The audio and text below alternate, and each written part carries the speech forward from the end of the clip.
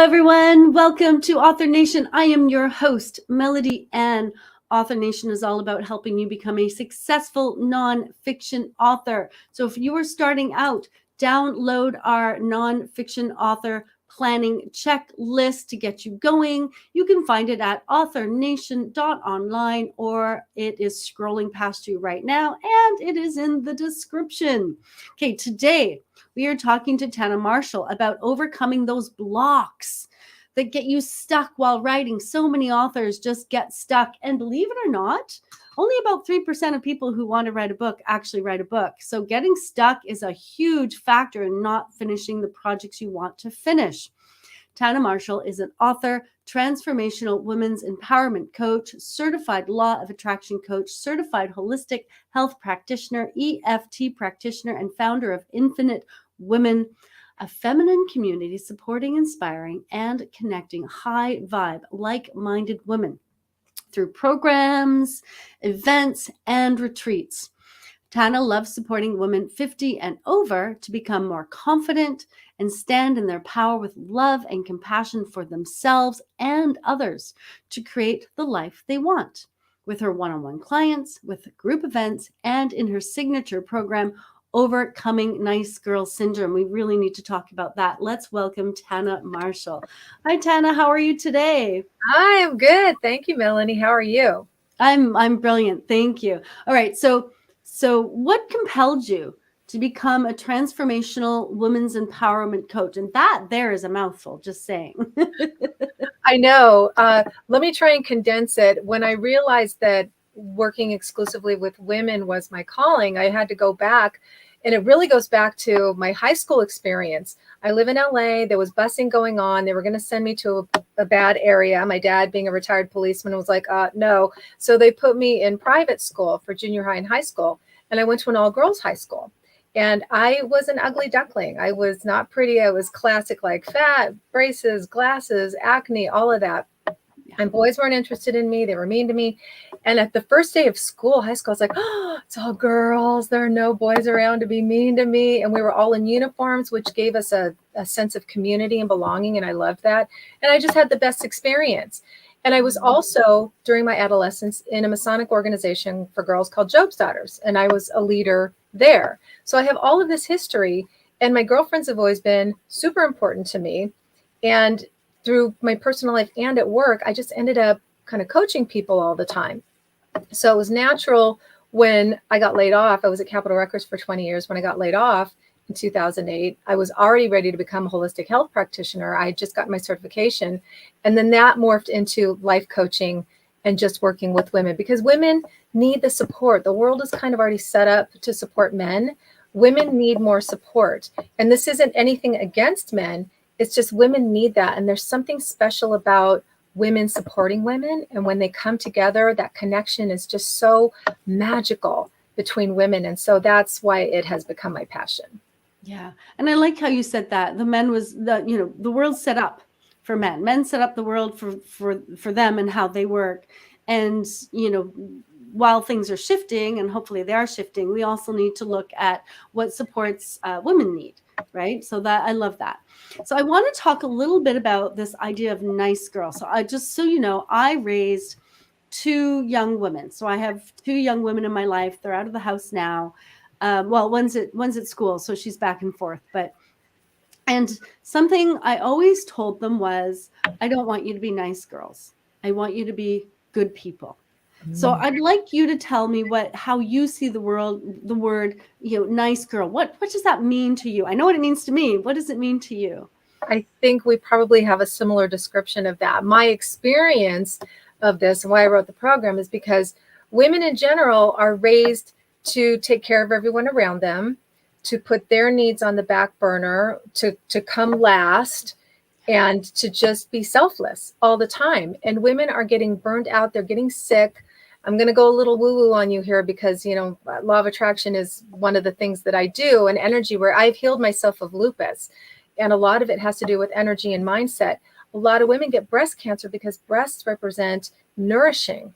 And if they are not getting nourished themselves, any kind of stress or anger or resentment can settle in the body and cause issues. So that is a potential issue for a lot of women who are not getting the support and the care that they need.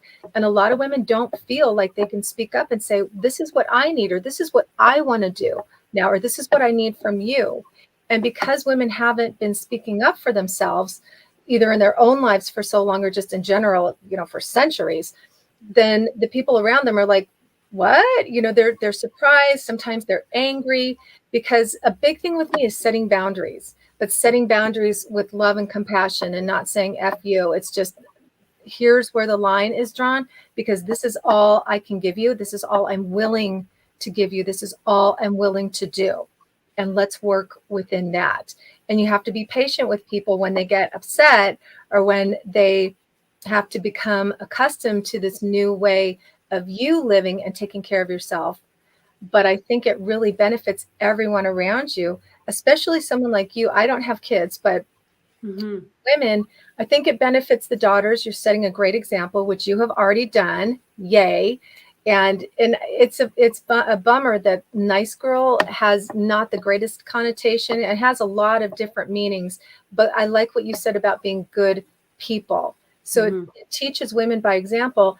And then for sons, it teaches them, this is what you expect from a healthy woman. When you grow up and get into a relationship, you are going to expect her to take care of herself, and you're going to support her in that.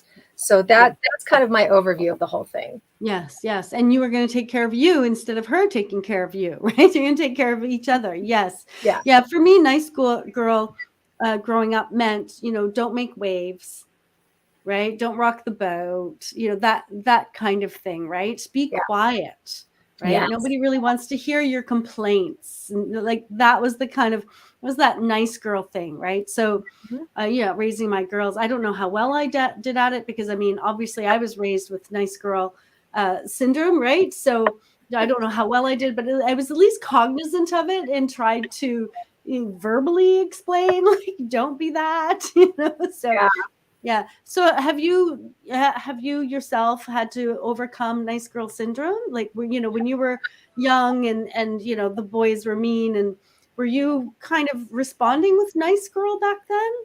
Oh yeah. This is only in the last few years that I had to do all of this myself. And that's why I created the program, because there are a lot of circumstances in my life that led me to finally setting boundaries, that I needed to take care of myself. And sometimes we have to step away from relationships that aren't good for us. And, there is a meme that I've seen on social media, and let me see if I can remember it. The only people who were benefiting from you, oh shoot, now I can't remember it. I wish I had it right in front of me, but it's basically saying the people who are most, this is it. The people who are most angry about you setting boundaries are the ones who benefited most from you not having any. Yes. So, it's something that I have had to do, but I've done it with love. You may be met with anger, but you have to just have compassion. Like, okay, you can be angry. That's fine.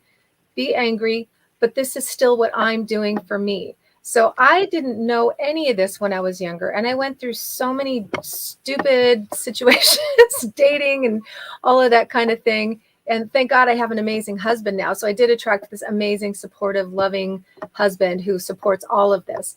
But yeah, I would love to work with younger girls too, to get them established in this more powerful place of setting boundaries, so that they are more confident in themselves as they're dating, as they're getting involved with men and getting out into the workplace and dealing with, male bosses and male coworkers and that, because you deal with it everywhere. But if you have the tools to set your boundaries and move forward with confidence, doesn't mean you won't get hurt, doesn't mean you won't encounter some resistance here and there, but you'll be able to handle it better and continue to stand in your power. Yeah. So talking about younger women, do you think, and I notice you often work with women 50 and over, and you really like working with women 50 and over, do you think that women 50 and over have more nice girl syndrome and women maybe under 30 have less nice girl syndrome? Or do you think that society still raises our girls to have nice girl syndrome and it's still just as prevalent? I think it's probably always going to be somewhat there until we take over the world and it's run with love and compassion. But I do believe it's more the older women, because I'm 56. So, our generation was raised differently. Now, later generations, there was more of the it gets criticized for, like, everybody gets a gold star, everybody gets a trophy, because then they don't have to work, and mediocrity has been promoted and celebrated. But that's a whole separate thing. But they were raised to have more confidence and, like, yes, my voice matters. Yes, I'm going to speak up for myself. Yes, I'm going to ask for what I want. And that's a generalization. That is not every woman under 50. And I would say maybe under 40, because I work with women who are in their 40s as well.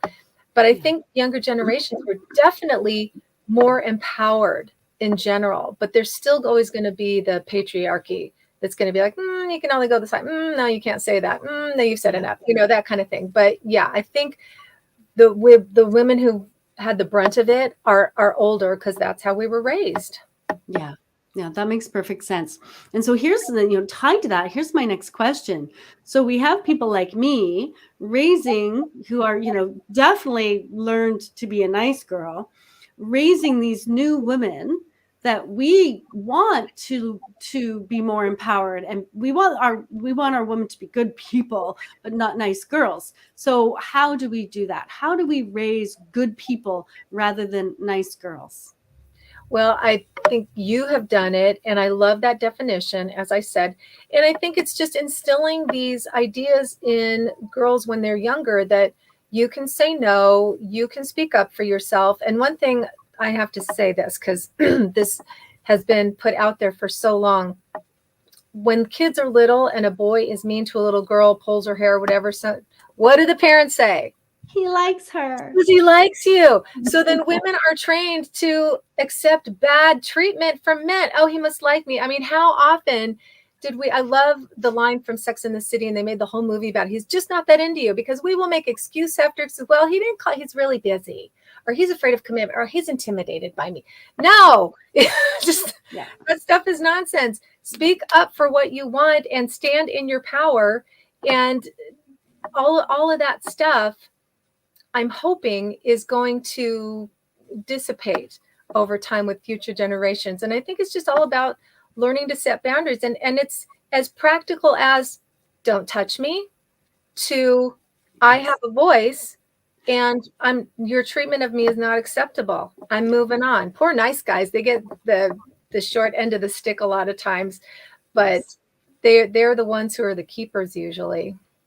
Yes, absolutely. A funny story, I taught my kids quite young, right? Don't touch me. I don't like that. And we were out somewhere with one of my kids, and they tried to, like, run off. And so I kind of, grabbed, because you don't want them to, they're young. And my child turned around and said, don't touch me like that. I don't like that. Wow. Okay, then you did a great job. Look at you. But it was like, no, but I have to grab you. You're running away, like you're going to run into the street, right? But it was one of those things where you're like, well, that worked too well. But at least she knows how to say it. At least she learned how to say it. Yes. At least she learned how to say it. All right, let's talk about your book. And if you're out there wondering more about Tanna at TANNA'Marshall.com. You can learn more about her there. So I really want to talk about your book. So it's about finding peace in the city. So I guess my first question is, have you lived in both kind of urban and rural? No, I'm a valley girl. Okay. Born and raised in Encino, California. I grew up at the Sherman Oaks Galleria. Got it. And I'll tell you how this came about. Because I was on a trip to Kauai with my best friend. I think it was 1993. And everyone was so nice and so friendly. And I thought, oh, everyone's so nice. I'm going to move here. And I thought, no, I don't want to move here. I want this where I live. And so that's when I got the idea to write a book. And I had been immersed in self-help and personal development for about 7-8 years at that point. And this book just came pouring out of me in about 3 months. But I was 28, and I thought, who am I to be telling people how to live their lives? I'm only 28. Yes. I also had things I wanted to write about that I didn't have enough life experience to write about yet, like relationships and marriage and that kind of thing. So I would add to it and edit a little bit over the years. And then when I got laid off, however many years later, in 2008, I thought, I'm going to finish my book now, because I had just gotten married to the man of my dreams. I had attracted him using law of attraction, what I practice, what I teach, and what I coach. And I thought, okay, I'm ready. This is a good time. So I spent that year living on my severance and wrote the book and self-published it. Nice. Oh, that's amazing. And so your experience was in kind of a more touristy kind of place rather than necessarily an urban place, but you wanted to bring that kind of that relaxed kind of, I guess, island vibe Just to friendliness, kindness, Mhm. consideration, that kind of thing. It kind of went into there, and I put in a lot of stuff that pertained to my time in the entertainment industry, because that adds a whole other level of egos and issues that you're going to be dealing with. So it's just all little chapters dealing with all these different kinds of issues that pertain to primarily people living in a big city, but it can be anywhere. I mean, like I said, I don't live in a big city. I live in the suburbs, but most people work in the big city or are there a lot of time, or they're near it, and they're dealing with the same things. Yeah, exactly. And so what is the hardest part about, living in a city or the suburbs? Because I don't think it's all that much different, to be honest. Like in people are really busy, and they're not paying attention, and road rage comes up, and all of those things. I don't think it's that much different. So what's the hardest part about living in that kind of environment where you're not living peacefully, that people don't even see or realize? What are we getting so accustomed to that we're not focusing on it? I think everybody's used to just rudeness and inconsideration and thinking that's the norm. And that's not my thought process. And that's one of the things I wanted to help people shift their perception and how they are. I don't want to say behaving, I don't like that word, but how they're being out in the world. And it's bringing in awareness. Like, let me notice how I'm treating people. I mean, for example, if you wake up in the morning and think, oh, I got to go to work another day. And a lot of people are working from home now, which is kind of a blessing. Not as many people are on the road, because that's a big issue. Traffic and congestion and frustration on the road. I mean, I was in an hour of traffic both ways the whole time, all my working career. But I utilized it for my personal development, and I ended up adding to my career. But when people are aware of the energy they're sending out, because that energy, getting out of bed with dread, then you take that into your car, you take that on the road, you take it into the office, it goes out to the people around you. But if you shift your energy and expect a good day, and know that it starts with you, and you have to be responsible for your energy, and look for things that make you happy. Surround yourself with things that make you happy. Think thoughts that make you happy. I'm a big fan of affirmations and Louise Hay. My favorite one is, I love and approve of myself. I have it posted around my house. And even if you don't believe it, if you start focusing on something like that makes you feel better and helps you have love for yourself from the inside out, you're going to feel better. You're going to see that reflected back to you. You're going to have more considerate drivers around you. You're going to have less traffic. You're going to hit the green lights and get the parking spots. Your coworkers are going to enjoy working with you more. Your boss is going to recognize you more. You're going to get more advancement in life, whether it's work or personal. So does that make sense? Absolutely. And so I'm going to ask you about what we can do to create that for ourselves. I know one thing I do is every morning, I do a little bit of writing every morning. And one of the things I ask myself, and one of the questions I answer, is, what can I get excited about today? Because I don't know about you, but sometimes I have days and you're looking at your schedule and you're thinking, I have 4 hours of meetings straight, no lunch. And, you feel like, and that dread comes, right? It's like, oh my God, that dread. So every day I ask myself, what can I get excited about today? No matter how challenging the day is or whatnot, I look through my day, I look at the tasks I need, and I find something that I can get excited about that day. What else can we do to shed the dread, so to speak, Oh, that's And good. oh, yeah, like, yes, to shed the dread and move into a day with excitement. Even if it's like, oh, when my day's done, I can do this. What else can we do? You brought up a really great point, and something that I also promote to people is always have something to look forward to. And it can be something as simple. I was actually going to say that when work is done, maybe you watch a favorite movie that night, or you're going to have a dinner that look forward to the dinner that you're going to enjoy. You're going to spend time with a loved one or your pet. But I think it's really important to always have something to look forward to, whether it's immediate or it's far off in the future. Because if, like with me, my husband doesn't fly, so we do a lot of trips to Palm Springs. We're in Los Angeles, and I just came back from Maui.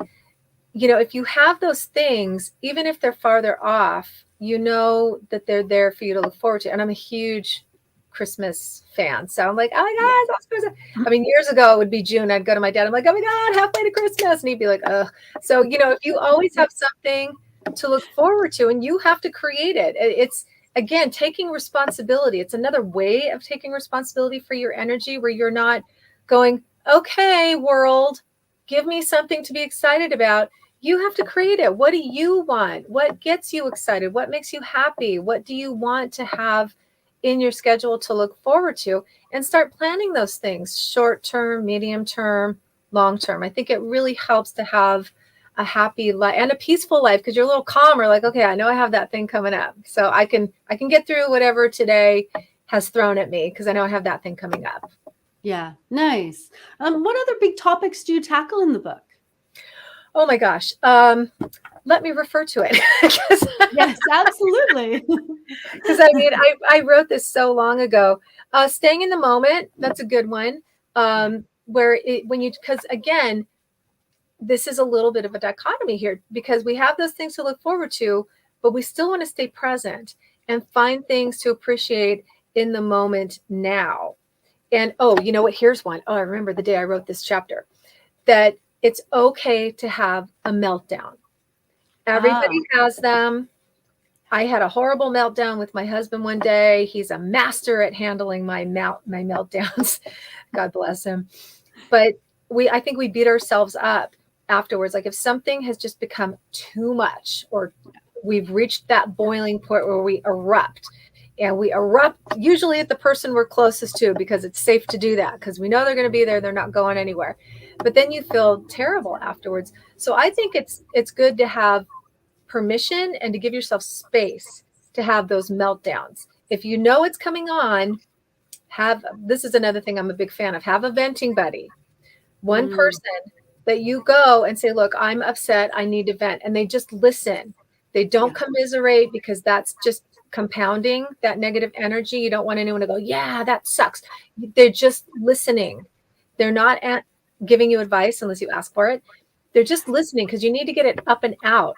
And that kind of goes back to that frustration and resentment that I was talking about earlier. It gets stuck in our bodies. And if we can get it up and out, and we are heard, that's a big thing, because you can talk to somebody, they might not be listening. You want someone to really look at you and listen to you, so you feel seen and heard. And then it's up and out, and it dissipates that pressure that's building up in you. But if you do have that meltdown, it's okay. Cry, pound on pillows. I love getting that physical action in there to get that anger out of your body. Have the meltdown, cry, eat a cupcake, you know, whatever makes you feel better, and just be like, okay, this is only temporary. Right. Anything that's bugging you, or anything that feels horrible, it's only temporary. Keep reminding yourself of that. Allow yourself to feel it, so it can move through you and move on out. Yes, I love that. And my mother actually used to always say that to me when I was feeling down. She's like, feel it, move, dig into it there. And then when you're done, move on and don't look back. It's like, okay. Yes. There's a lot of times, okay, going back to the nice girl thing, a lot of times like, oh no, I'm not allowed to be angry. I'm not allowed to voice my anger. I'm not allowed to express. I'm not allowed to show it. I have to be pretty and nice and calm and happy for everyone else all the time. And then if you do go off, everyone's like, what's wrong with you? Or they call you, can I swear? Can I say the B word? Crazy, or, yes, you can, you absolutely can. So everyone's like, oh, what a bitch. What a bitch. Yeah. And, I spent some time in my late 20s. I call this phase getting in touch with my inner bitch, because I had to learn how to, I don't mean it to say being mean, but I had to learn to what felt like being mean and just speak up for myself and voice these things, because I'd been quiet for way too long.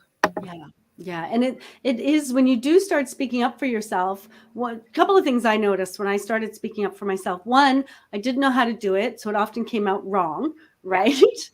And two, there were lots of emotions around it, right? Especially when I felt I got it wrong. There was guilt and shame and all of that stuff. So you kind of have to get over those two things together and just say, well, start saying, well, I tried, right? I tried. Yes. I've got something for that. This is something that I teach in my Nice Girl program too. If something comes up that upsets you, because I'm like that too. I don't know if you ever watched Designing Women in the 90s, but Julia Sugarbaker, who could tell somebody off just immediately and always had the exact right words and got her point across and put them in their place, but so that they heard her and they understood. I was like, oh, I wish I could do that. If you're like me and you can't do that, or it doesn't come easily or quickly or naturally to you, if something comes up, just don't respond. Just take a beat and breathe and say, I'll get back to you. Yes. And then you have time to collect your thoughts and calm down. Yes. And think about what you want to say, if anything, and respond. Because I've had situations where people have gone off on me. I'm like, that's not even worth my time to respond to. I'm kind of done with that. Yeah. Move on. But it gives you time to compose yourself and decide if you want to respond and how you want to respond. Yeah. Good point. Really good point. Let's talk boundaries. And one of the reasons I want to talk about this is I find that, one of the things authors say is, I don't have time. I don't have time. And often what that means is I'm not setting up the boundaries, because authors have, their work, and sometimes they have a full-time job. Sometimes they're running a business, pets at home, children at home, looking after parents, spouses, vacation plans, friends want to meet them. I mean, just the list goes on and on and on. And so one of the pieces I do understand is time management, but there is a boundary thing happening here as well, right? My book, this thing I really want to get done, keeps getting shoved out of the priorities by everyone else's priorities. So let's talk a little bit about setting boundaries in a healthy way that's compassionate, and still you get to write the book or do whatever it is you want to do. I would say it's the same as setting boundaries for your self-care and for personal time, where you have to make it very clear to people. And sometimes with people who have busy schedules, like I said, I don't have kids, so I didn't have that. But sometimes you have to get up earlier or carve out some time where you said, like I have a client and my only suggestion is, can you just go in the bathroom and lock the door for 10 or 15 minutes a day and be like, this is my time? Because she lives in a small place with her daughter and her granddaughter. I'm like, you need some alone time. There's just literally no space or time. But if you can set those boundaries, like, this is my time, I need this for myself. And you don't even need to give any explanation. This is just for me. I mean, and for kids, again, I think it's good that they understand mom is taking care of herself. It's like, this is what I need so I can be the best mommy I can be for you. And so I can be the best wife I can be for you. Yes. And so I can be a better friend. I want to see you, or relatives. Look, I want to spend time with you, but I really need this time. This is really important to me. And I just feel like that's really broad, because that could apply to, I need to take a bath. I need to just sit in silence and not have anyone talk to me. Yeah. Or I want to write 2 pages. Yes. So I think if even if it's just in small chunks, because you're reminding me, even after I had written both of my books, just to see what it was all about, I took one of the Hay House free seminars, with Reed Tracy about writing your book, and just to see what they had to say. And that's something that they promote. If you can write 1 or 2 pages a day, do that. Just go at your own pace. As long as you're doing something, you're going to feel like you're moving forward and there's a sense of accomplishment. Don't worry about how slow it is. Just get it done. But also, because I work a lot on inspiration, and I do this with stuff now. It's not necessarily writing books, but programs that I'm doing, or, the Friday message that I send out to people. I'll get an idea, download. I'm like, oh, and I'll just get on my phone and take a note. So if you have an idea, but you don't have the time, this is not your writing time, write it down somewhere. Just make a note of it or put it in your phone so you can refer back to it later when you do have that quality time that you've set aside. Yeah, I like that. I like that. And I find that a lot of, when you say, it's like your self-care, and it's like, yeah, I think a lot of authors don't give themselves that time either. So, we have a lot to, I think, and not just women. I think there are nice guys too that really need to learn to, say, look, this book is really important to me, or, self-care is really important, and I'm just going to take the time. And one of the things that I've learned in life, and I've tried to impart to my children, is don't give people reasons. You don't owe a reason or an excuse. And sometimes it's like, well, can you do this for me? No, I cannot. Why not? I just said no. And that's really, really hard for people. And you're trying to write a book, and somebody comes in and it's like, Mom, can you help me with my math homework? And you're like, not right now. And it's like, but why, Mom? Right? Because then if you say, because I'm writing my book, it's like, well, you can do that anytime. My math homework's due tomorrow. It's like, well, you should have planned or listened better or whatever, and then you get into this argument, right? Then you're in conflict. And so one thing I've learned, and I've tried to pass on to my girls, is just don't give a reason. You don't have to defend your choices. It is your life. Yes. Yeah. And That's Go ahead. That brings up, I know you've heard this, no is a complete sentence. Yes, exactly. Yeah. No is a complete sentence. Yes. Yeah. And then I think sometimes what happens is when we set a boundary and we're sitting there, a whole bunch of other stuff happens, right? The imposter syndrome. It's like, oh, maybe I should have helped with the homework, because what am I doing anyway, right? Like, is this book going to be any good? And old messaging, and then the people pleasing. Oh, what if, so what do we do about all of that? We've set our boundaries and now we are, instead of writing our 2 pages, we are inundated with old messages and people pleasing fear and fear of rejection. And, the list goes on. Now, what do we do? Oh my God. You just touched on my module called Healing the Disease to Please. Yeah. We're going off for the Nice Girl program today. Basically, there are a lot of ways you can say no. And as you said, you don't owe anybody any explanations. But I will say, I don't have kids, but I helped raise my 2 nieces who are in their 30s now. I always felt like if I said no, I wanted to give them an explanation so they understood why. Because when I was little, people didn't tell me, they didn't share things with me, and they didn't explain. Like, I would have understood. Kids understand a lot more than you think they do. So right. I always felt like, let me tell you why I'm sick. But that's usually like, this is why I don't want you to jump off the table because you could hurt yourself. When it's like, okay, I need this time for myself, they can understand that. And you can be general, like, look, I really need this time for myself. You have your room, you have your time. You like to go in your room and close the door and you don't want me to bug you. I need some of that time too. You may not think about it, but I need some of that time too.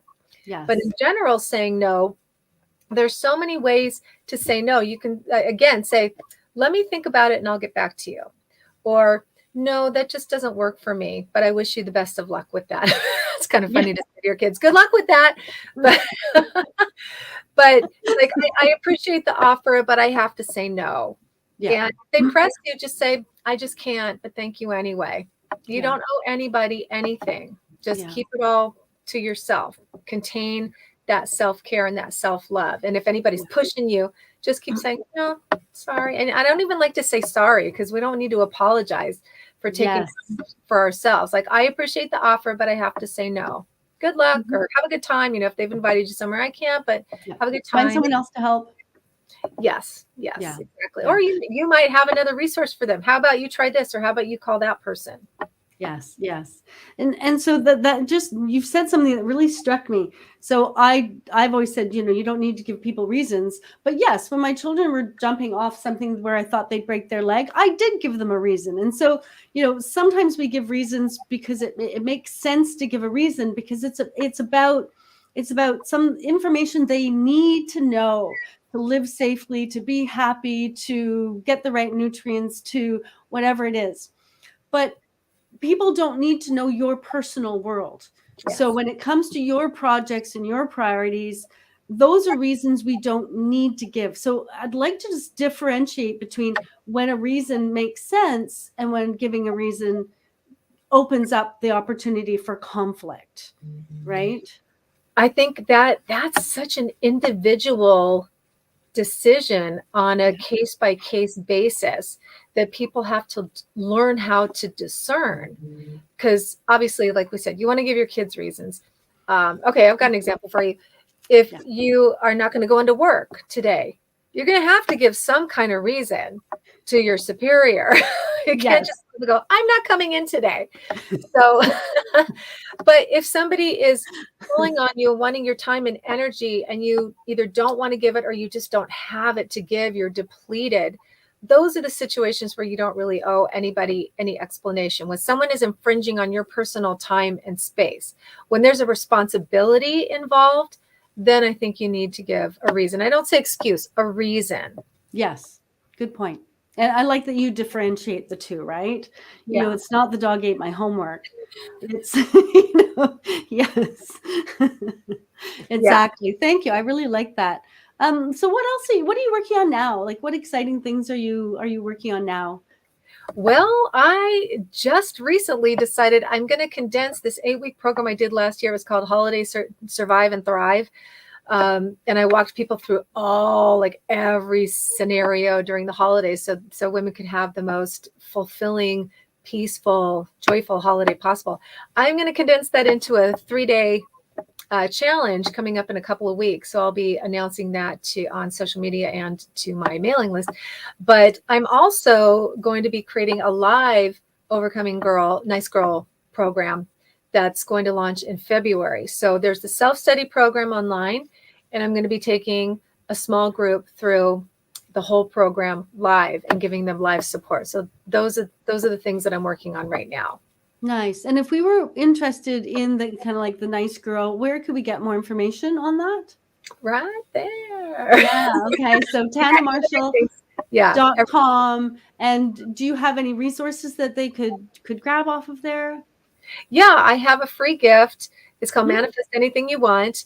And I know a lot of people have free gifts like that, but mine is based on my personal experience of healing myself of lupus, attracting my husband twice, the same man, one time consciously, one time unconsciously, attracting a home that is paid off that I live in now, attracting a career that I love, and just creating a fulfilling life and amazing relationships and friendships. So it's not just follow these rules. It's like, here's how I did it, and here's how you can do it too. And it's pretty much what I take my clients through them when they work with me one-on-one.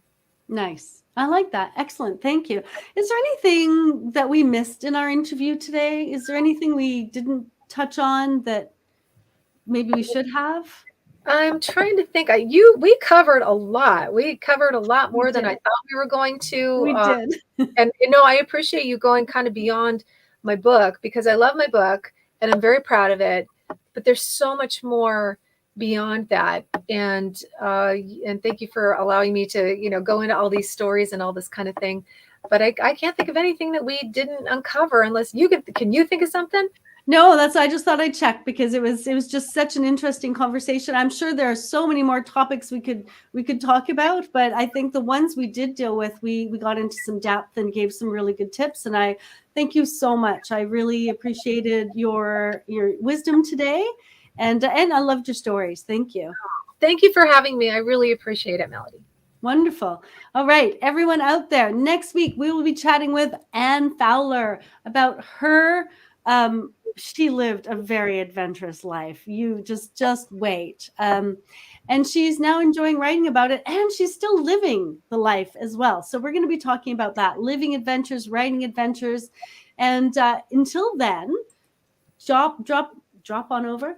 I was going to say, jump on over to authornation.community and join us there. That's the community where you will be surrounded with like-minded professionals who, like you, want to share their messages and change the world. I will see you then.